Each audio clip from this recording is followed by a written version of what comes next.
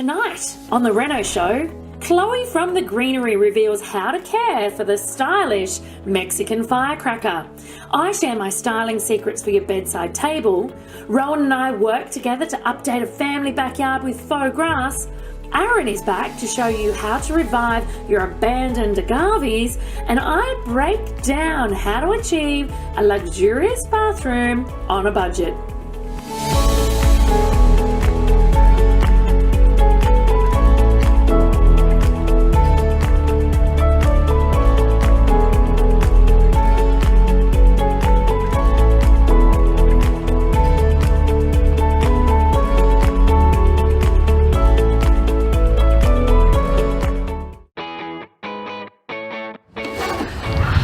Hey team, just popping some tools and some cleaning stuff in the back of the ute because I'm heading over to the site. Even though I'm hands off renovating this, I'm back in town and I want to go check out how it's going, and a great way to do that is to keep on top of your site clean. So keeping on top of your site clean means that you can be at the site and across things intermittently to make sure everything's running to plan. Also a great way to QA work before you pay your trades invoices. Make sure it's done, and make sure it's done exactly the way you guys agreed on. Now, it's not just about keeping on top of the cleaning on the site though. During your renovation you have to keep on top of your budget. So for example, on this one I've absolutely overspent on external cladding. When we went to clean down the back wall of the house to have it painted, once we gave it a bit of a rough up, it literally fell off. The putty and the muck that was in there and the mud and the years of paint that they've been patching up these rotting boards with fell to pieces. So I've actually had to completely reclad one of the rear walls of the house, so I've totally overspent on it. But I have a plan. I found a way that I'm hopefully going to be able to skim in some money off my painting, skim in some money off my tiling, and then I'll hopefully come out even at the end.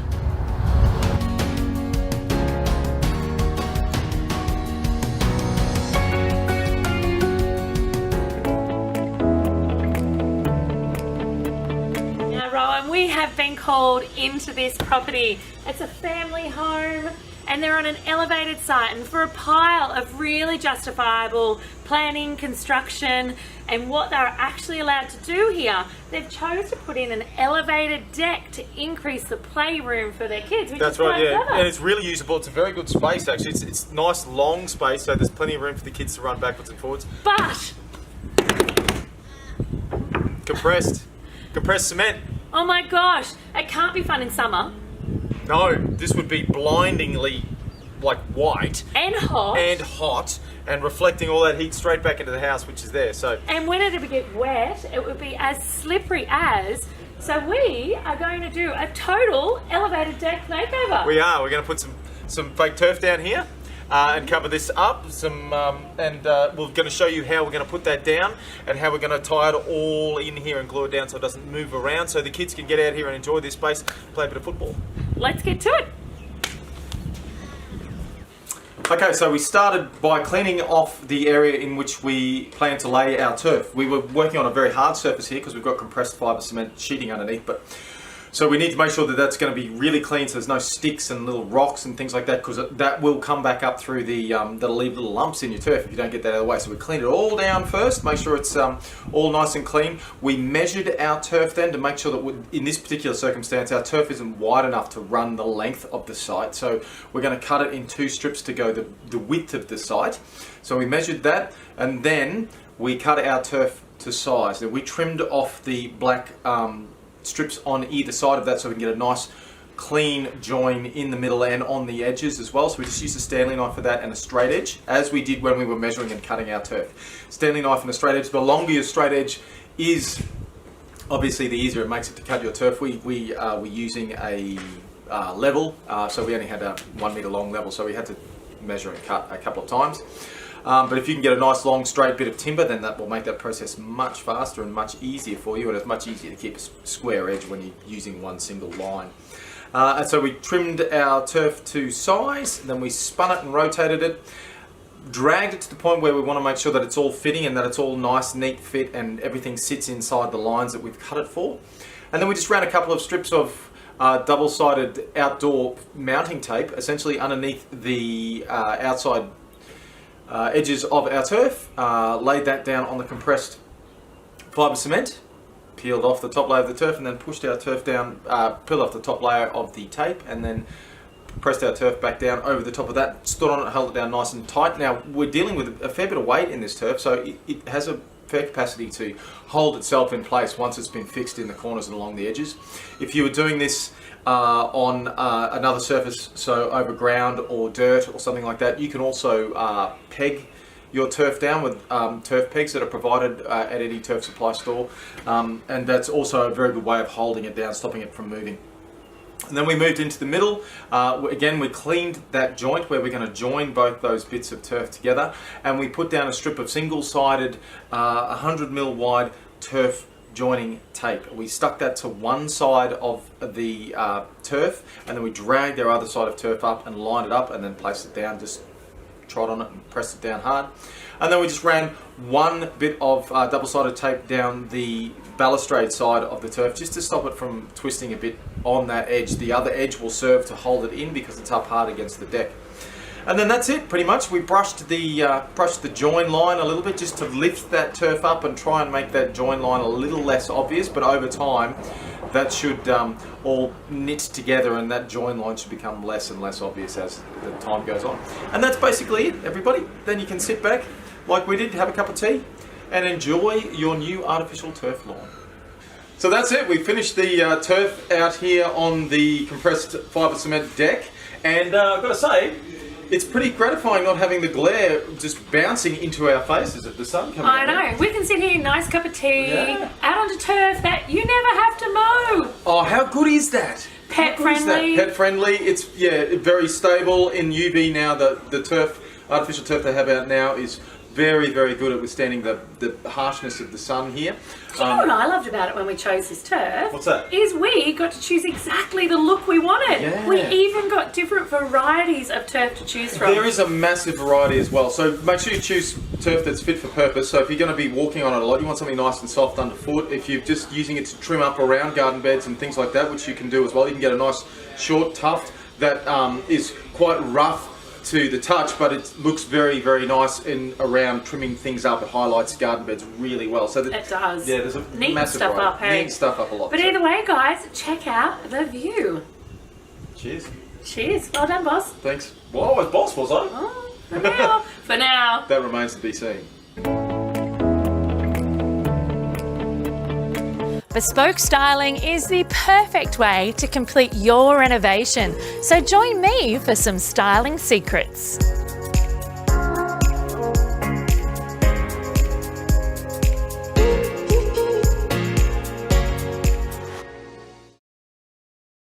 Great bedside table styling doesn't just happen. There's usually a little bit of planning, a lot of inspiration, and a tad of thought that goes into creating a very inspiring space. A really valuable tip when you're styling your bedside tables to create cohesion with the rest of your room is to bring some of the colours of your room into your bedside table styling. Whether that be with your flowers or with some decorative accessories, make sure that it feels like a streamlined and sophisticated part of the space. Let there be light. Whether it's a wall sconce, a hanging pendant, or a table lamp, lighting on your bedside table is so essential from the perspective of function as well as setting the mood. Organic items are so amazing to use when you are styling your bedsides. Now, I don't just mean plants and flowers for this. I mean anything that is raw and natural. So rattans, timbers, stones, either in beautiful little decorative dishes, coasters, or even in your lamp. Fresh blooms are a great way to bring in a bit of life, a bit of that organic feel, and a bit of colour to your bedside table. It could just be a single stem, it could be an orchid, or it could be a gorgeous bunch of foliage. Think outside of the box or the square, as they say. No longer do we need to go matchy-matchy with our bedside tables. So many of our spaces are full of squares and rectangles, so be brave and mix it up. You could easily accompany this beautiful functional bedside table with a gorgeous round, timber turned or even stone one on the other side. Fresh blooms are a must on your bedside tables. This could be a single stem, it could be a gorgeous orchid, or it could be a bunch of foliage. It's a fantastic way to get that real organic feel in, as well as a pop of colour. The boys' side of the bedroom does not have to be boring when it comes to bedside tables. That is right. You can style the man's side of the bedroom as well. It could be something as simple as a stack of books or magazines to house a really beautiful vintage alarm clock on, or a tiny little dish for his watch or his cufflinks. And even foliage or flowers don't have to go astray. Just make sure it's a masculine variety. Even a pot plant can work well. Smaller pieces of art can be fantastic to use on your bedside tables. You can literally lean them against the wall at the back, and I like to choose a piece of art for my bedside table or a print that makes me smile. So when I go to bed and wake up each morning, I do it with a smile. Keep it real, everybody. That is right. The bedside table, after all, is a functional piece of furniture. So don't be afraid to use all of the functions of it, and don't be afraid to choose a piece that gives you everything you need. If you need storage, then get it. If you need an extra bookshelf, then get it. If you need it at a specific height, then get it. Design is nothing without function. So keep it real and keep it functional.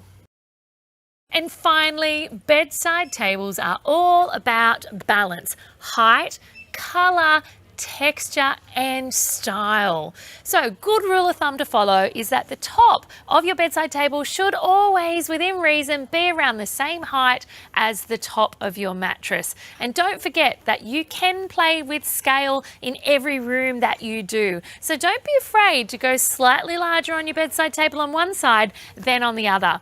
Most of all, remember it's all about function and how it makes you feel when you're in the space. So get to it, embrace your bedside tables, get outside the box and see what you can come up with.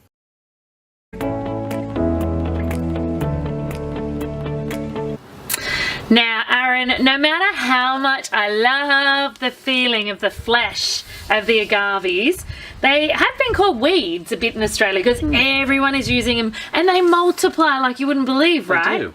And they also grow long necks like camels. Yes. Literally. They do. And you're getting ones like these where they were wonderful when they were small and in their spot. Now they're obviously over stepping stones. They're getting roughed up and damaged. Starting to get in the way, isn't it? And I don't find they recover from being roughed up. No, they don't. They need a bit of love. They need to be stroked. They do. So what do? We don't want to get rid of beautiful, beautiful plants like these. What do the owners of this garden do so that they can transplant them safely so they'll thrive? And how do we give them a haircut to help them in their new spot? What do we do? Extremely forgiving plant, Naomi. Winning! So, very easy plant to transplant or to grow. Okay. Most people think, you think of a plant, you've got to take it out of the garden, Yes. dig the root system up to transplant. Yeah, and you've got to be really delicate and make sure you don't disturb it. Not these guys. Okay. Not these guys. So can I get rough and ready with it? You can. If we get down near the base here, we'll get a big stem down the base. Now that big stem, if you cut that off and plant that top half in the ground, that'll regrow. Like literally cut it with a saw, like a timber saw. Nice sharp saw. Lift it up. Yep.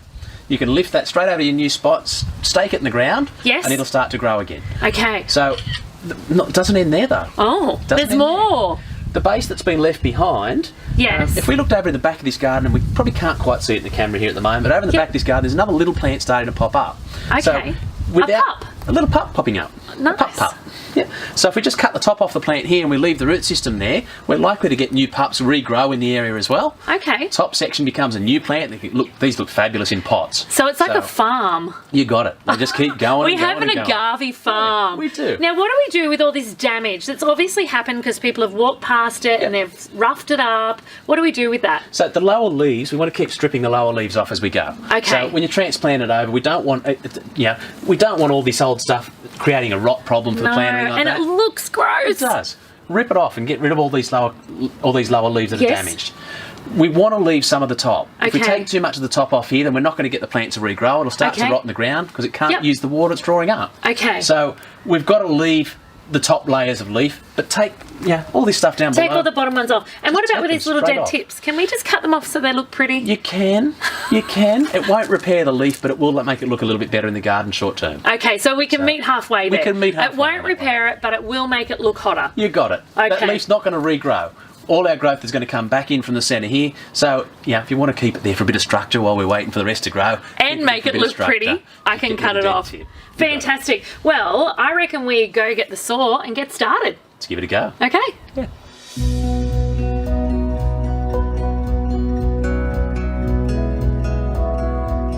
Plant of the day with Chloe from the Greenery, Sydney. I'm here with Chloe today with a little furry feature, I must say. Chloe, what have we got here? This is one of my favourite succulents. What do you love about it? Just that it clumps together. You can use it in little bowl planters with other succulents. You can have them on their own as a little feature. Now, I do like how tight it is, hey, because you don't have a lot of open space. No. And I did notice there's no drain hole in here. How's that going? I thought every pot needed a drain hole. So they do, ideally, but if you've got a planter that you love that doesn't have a drain hole, What do I do? you can add a layer of gravel substrate to the bottom, as long as it's a nice thick layer. So in this sort of pot, like a third of it? Yeah, about an inch. Okay, Yeah. that shows your age. About an inch of gravel in there, and then just normal dirt on top for a succulent, or does it have to be that really sandy mix? It does have to be a sandy mix. It Okay. needs to be able to let the water really drain through. Now, I've got a funny feeling that this isn't one that we want anyone watering each week. No. So you want to give it a little bit of water each week or each 2 weeks, but not how you would water every other indoor plant. Okay, and can this one sit in direct sun? Yes. Okay, and what could I do to kill this? Overwater it. All right, so there we go. Overwatering will without doubt kill this. Yes. Okay, And if it's in too dark light as well. so it couldn't be in like a central well sort of room in a house. No. Needs to be somewhere near a window. Yeah, perfect. All right, nice one.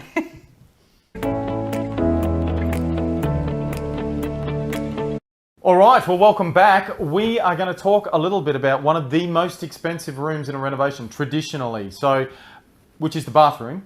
But there's some... It is. It can be. It can be. There's some interesting things that you need to consider that might or might not blow out your budget on your bathroom and help you to create a bathroom space that's Functional. cost effective, and looks good. Yes, because it's all about, let's face it, you know my mantra, doesn't matter how pretty it is, if it is not functional, then it's a no-goer. The right I'm tool out. for the right job, otherwise no problem. You're such a tradie. Well, it's true, isn't it? It is really, really true. Yeah. So, talking about tools and tasks, I won't say jobs, Glad- tools and tasks. Tools and tasks rather than tools in and the rounds. bathroom. Toilets. Toilets. Position of your toilet for me is one of the most key things Yep. in your bathroom. There's obviously legislation around door openings and not opening onto a toilet. So if anyone fell, you could rescue them Yep. naturally. But apart from making sure we comply with those, for me, it's all about visually. That's right. The last thing I want when I'm laying in the bath is the toilet lid up next to me. Can you imagine it? It's like, oh, the toilet seat's up again. Yes. So that's a big one for me. Or even if you put a bath in your bathroom. It depends on size to some extent, whether you put a bath in there. Functionality also comes into play. If you have the room to put one in there, then I would always suggest putting one in there. Yeah, absolutely. And for me, it also depends a bit on the market. So That's if right, you, back to research as well. You know, so- even if you're not planning on selling your house, you never know what amazing opportunity might come flying past you next year. You might get asked for your whole family to go live in a penthouse in New York for a year. happens to me all the time. I know. In that case, you need to make sure that you're doing things to your property that are still going to add value to it, even though it's your That's renovation. right. So, Go. if you do have young children, then, or your market is young children, a bath is an absolute essential. Yeah, absolutely. Ideally, with a shower outside it. I was going to say, how do you feel about the shower over bath? Look, if it's an absolute necessity and you absolutely have to have a bath in there and there really is absolutely no way to fit a shower in, it's okay as long as a downsizer isn't any potential market of yours. Okay. Because for a downsizer, a shower over a bath is a no-no. No. Absolute Gone. no-no. Okay. Must be walk-in. So back that's the to- only exception. That's back to your research where we're researching our market. Even when and it's finding your own home. Okay. Always make sure you're adding the right type of value because you never know what exciting opportunities are around the corner. That's good. Plan ahead. All right, what about vanities? Bugbear of mine. We're in the amazing FV by Peppers Yes. up in Brizzy, and they have made some interesting decisions in the bathroom here. Like put a basin on top of the vanity that is the entire size of the bench top. And where the I was also to see where the the tapware comes out of the walls so high above the basin as well. It's like, Correct. There's water going everywhere. Literally. Here. And so when I blow dried my hair this morning, I actually had to put my hairdryer in the sink and hope no one accidentally flipped the tap on. No, so you need some bench, you need some storage space, particularly if you've got a young family or if you're the type of If couple... you're a chick. If you're a let's chick, full face it. stop. Just If you're a full chick. stop it right there. If you're a chick... And that goes back to going, what do I do in my space? You know, so yeah, we brush our teeth and you gents shave your face, so you need a mirror and a sink. I get that, but other than that, us chicks in there, we're blow drying hair, Yep. we're putting makeup on, we're moisturising, we're doing stuff that doesn't always require sink and mirror. Sometimes we need a mirror independent. And you need bench space. You need places You to need put bench space. stuff. You do need to put stuff. But having said that too, we need storage as well. Oh, it's essential. So a vanity doubles in all those areas as well. Vanity's So actually super important. they hey? are really important. If you can get a good vanity, and if you can, like Gnomes and I have spoken about this before, In detail. love a floating vanity. Love a wall-mounted Yes. vanity that you can have a clear space underneath for hygiene and just for the ergonomics of movement and air movement and Absolutely. circulation. And also because you're in a wet area, so as many things as you can get off the floor, the better. The longevity. No matter what anyone says, anything that touches the ground over 10 years in a bathroom will show signs of wear and tear. That's right. It that's just right. will, And- no matter what. And we're talking about moisture in a wet room, Yes. ventilation. Exhaust, heat, and light. Mm. You know, we often couple them together, but Yep. it doesn't have to be. We don't have to. A lot of the time also, you know what? I think not enough attention is given to light in the bathroom. I was going to say exactly the same thing because traditionally a bathroom will carry normally a fairly small window. Yes. And I think there's nothing better than trying to bring the outside into a room, any room. Absolutely. But a bathroom is a really nice room to bring the outside in if you can do that as well. But not only that, also like the accent lighting, the mood lighting. Oh. Like, why are we still... Oh, that was an oh. Why are we still... I suppose, treating, yeah, why are we still treating our bathrooms like places just to shave? It's not just for the kids to have a bath and splash around in. It's somewhere for you to sit No. down and relax Yes. and drink your And so wine why and- do we only have big overhead lights? No, that's very true. You Very good know, point, so very for good me, point. that's the new generation of Yeah, so bathrooms. perhaps even some detailed under bench lighting. Yeah, and as things long like as you that. can't see it. Yep, Even some low voltage pendants if they're in the right places. that's right. Very good. On a fader on your light switch. Yep, absolutely. Speaking of voltage, Yes. there are standards for how close you can put a power point to any source of water. So Yes. make sure you And check lighting. the standards and lighting as well. Because So make apparently sure some people like to try and change light bulbs while standing in the bath. Oh my lord. Apparently that's the reason. We were discussing things about silly people at We lunchtime too, were. weren't The other thing to think about for me, again, from a female perspective, is the shower rose. We were talking about this before as well because it completely blew my mind. I was like, "What? You just want to get in the shower and you want to get wet?" From a guy's perspective, ain't necessarily so for the ladies. No, because if I am not wanting to wet my hair, the last thing I want is a ceiling shower rose Yep. that I literally have to stand on an angle to get my body wet and to try and protect my hair from getting wet. Exactly. All about efficiency. If I don't have to wash it and I don't have to do it, I don't want to get it wet. And if you're renovating a bathroom, Yep. you're in those walls changing that tapware most of the time. So make good decisions. So make good decisions while you're in there and utilise the time that you've got that wall space open, you've got your tradies on site. The cost of the trade is Absolutely. not going to be any different or less just for getting them to install another fixture while you're in there. It'll be a little Completely. bit more, but they're in there anyway. So people often say to me, well, how do you choose? And Naomi, like, if we lived together, Ro, you'd be like, I want a big ceiling rose. I want to feel like I'm under a waterfall. that's right, exactly. And I'd be like, don't wet my hair. So in that circumstance, I'd actually have both installed. You can either have it on a diverter, like the traditional bath and shower, or you can literally have two mixers in there. So the day where I really want to be pampered, I can have the waterfall Yep. and the hand shower going you at the same can go. time. Yeah, that's right. It's like getting a massage.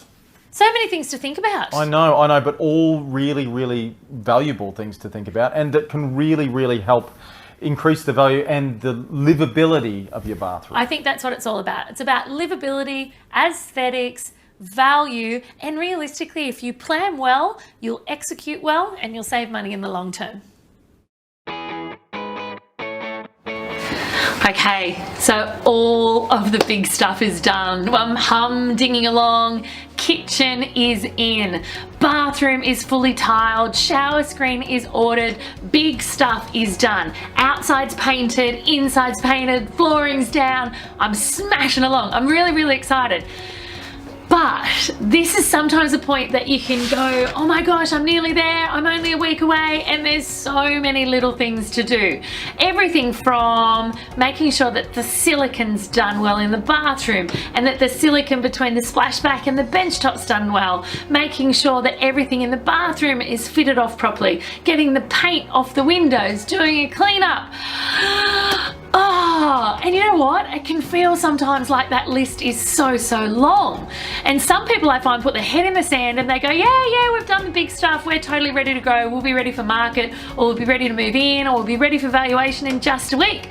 So what I actually do at this point is I get quite hard nut with my lists, to be honest. So instead of having big projects inside my list, I have a day-by-day list of what I want to knock off or what I want my team to achieve each and every single day. And the lists are quite long, but they're all tiny jobs that need to be done. So for example, tomorrow on my list, I have that all the silicone needs to be checked and cleaned if needed, that all the grout needs to be off the tiles, that I need to make sure that I've marked out for my plumber to do the fit off, that I need to get all the paint off the windows, that I want all the skips removed off site. A lot of these I'm obviously not doing because I'm actually not on site tomorrow, but I need to make sure I stay organized so that my team can.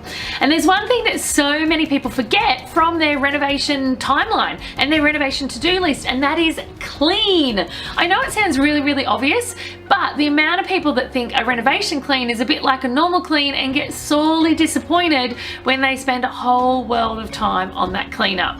Obviously, you can keep on top of your clean as you go. Set it, actually, there's a great idea, set it in your task calendar inside your app as a weekly, or even when you're really busy on site, as a bi-daily or every 3 days, depending what you're at, job, so you can stay on top of that cleaning. But at the end, without doubt, you need to have scheduled into your timelines that you're going to be doing a huge clean. So once everything is finished off, start from the top with your clean, literally, start from the top, start from the ceilings, work your way down, and you have a sparkling place in no time. So I'm nearly there. I'm so close to the end, I can nearly smell it, and I can't wait to reveal the finished product for you guys.